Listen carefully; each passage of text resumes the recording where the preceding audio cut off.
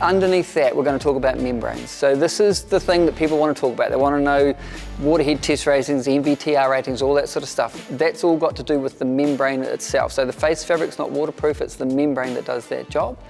The membrane in this is the most breathable membrane we've ever had. So NVTR ratings, moisture vapor transfer rate, normally you're sitting around 10,000, 20,000, it's considered really, really good, and we've been happy with that in the past. This punches out a 40,000 NVTR, so that is noticeable breathability.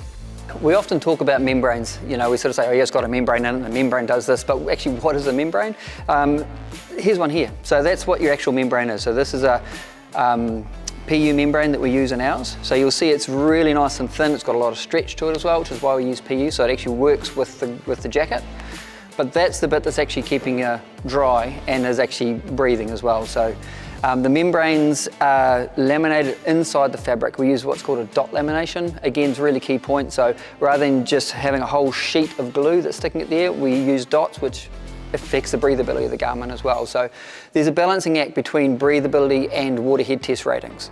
So we've focused heavily on breathability with this to make it as breathable and as active as possible, but we've still maintained twice the waterproofing you're ever going to need when you're out in the field. So 27,000 millimeters of waterhead pressure, which is just a ridiculous amount of waterhead pressure, but breathable, so that's the key. So that's the membrane that we've put inside the whole NITZ range.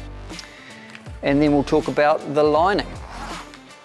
So the lining in this, we're using a knit liner. You'll see this looks and feels really different to the liners you're used to.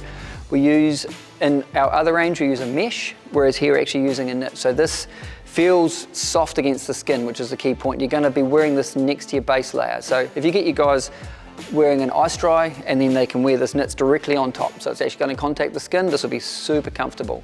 That knit layer moves, so it's not affecting any of the stretch you're getting out of that mechanical face, but it's going to feel soft against the skin, and it's got an antimicrobial treatment in there as well, so we'll stop any sort of bacterial growth that happens over time. It's still really key to get guys to wash your jackets. They've got to understand that even though the jacket's wet on the outside because it's been raining, they still want to keep it clean on the inside. So wash it, machine wash it, 40 degrees, use a sports wash or other sort of tech wash product, and chuck in the tumble dryer afterwards. Still encourage guys to do that.